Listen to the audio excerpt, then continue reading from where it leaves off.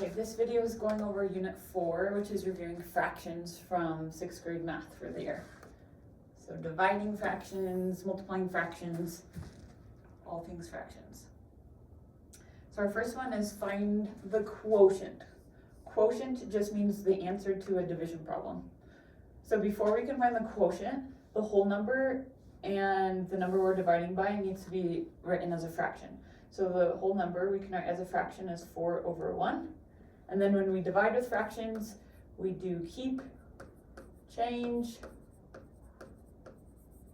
flip. Okay, so we're going to keep the first fraction as 4 over 1.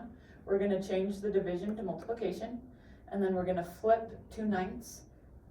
So the denominator is going to go on the top and the numerator is going to go on the bottom. And then we can cross simplify or we can simplify at the end. So I'm going to just multiply and then divide. So 4 times 9 is 36. Over 1 times 2 is 2. Fractions mean division, so this means 36 divided by 2, which would be 18 wholes. So I would pick this one. Okay, question 2. Now we have 3/4 divided by 1/5. Anytime we divide with fractions, we're going to do keep, change, flip. So keep, change, and then flip.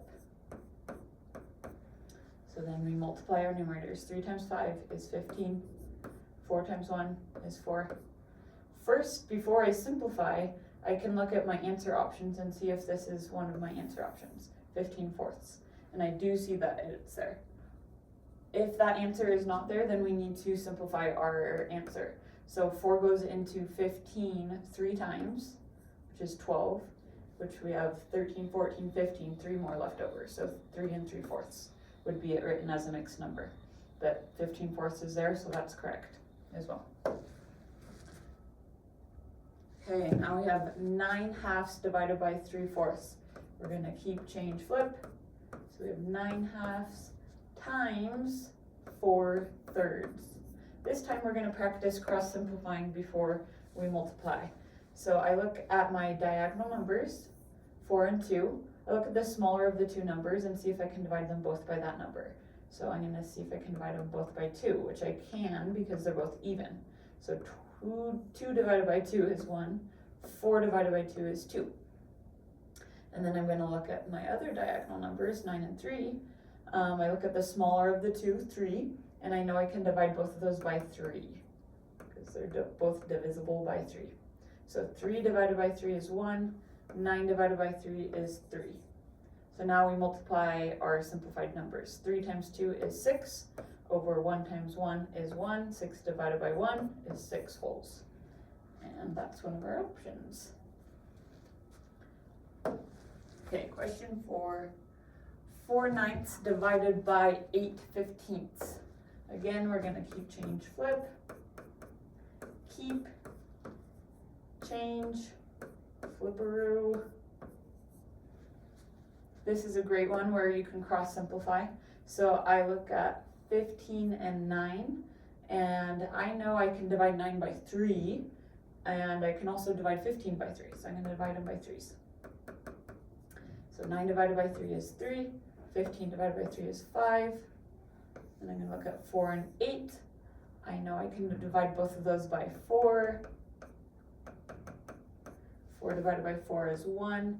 8 divided by 4 is 2. Now we multiply our simplified numbers. 1 times 5 is 5. Over 3 times 2 is 6. I can't simplify that. And that's one of my answer options, 5/6. Question 5. The area of a rectangle is 4 1/5 square units. If the height of the rectangle is 4/3 units, what is the base of the rectangle? So I'm going to draw this out. So I have a rectangle. The area of a rectangle is base times height. So it's saying the height of the rectangle is 4/3. What is the base? We don't know yet. And the area is 4 1/5. So if we know the base times our height, which is 4/3, equals 4 1/5, then one way to find the missing part that we're the base is to do the opposite of multiplying by 4/3, which would be dividing by 4/3. So we're gonna take our area and divide it by 4/3 because that will give us our base. So let's get on doing that. So our area is 4 1/5, and we're dividing it by 4/3 to see what the base is. So first thing we need to do, this is a mixed number.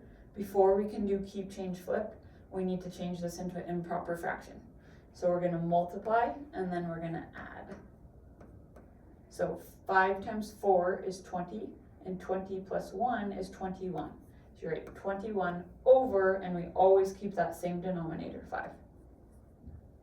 So we have 21/5 divided by 4/3. Now we can do keep, change, flip, nice and easy. So keep, change the division to multiplication. 4/3 flipped is 3/4.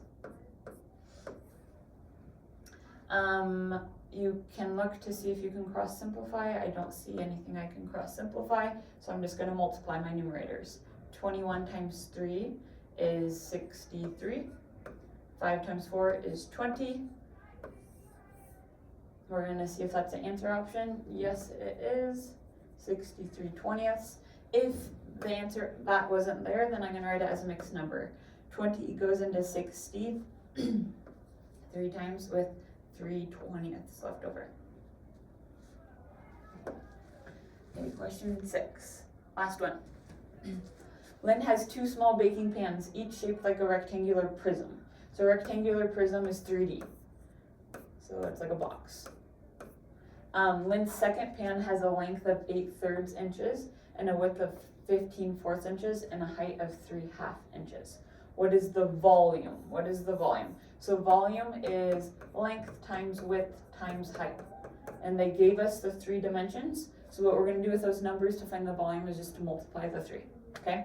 And they already labeled it for us, cubic inches. Cubic, remember, is to the third. That means we're multiplying the 3 dimensions. So we're just going to multiply 8/3 times 15/4 times 3/2. And the way we can do this is just multiply all the numerators and get one big numerator, and multiply all the denominators and get one big denominator, and then simplify. Or you can cross simplify beforehand to make your numbers smaller, which I would suggest doing. So I'm going to start. I see 15 and 3. I know I can divide both of those by 3. So I'm going to divide them by 3. 3 divided by 3 is 1. 15 divided by 3 is 5. Okay. Then I look for any other diagonal numbers to each other. I see 8 and 4. Those both can be divided by 4, so I'm going to divide them by 4. 8 divided by 4 is 2. 4 divided by 4 is 1. And I see more that I can simplify. Actually, I see this 2 and this 2. So these are across from each other. I'm going to just circle them like this. It's kind of messy. We're dividing these both by 2 since they're the same number.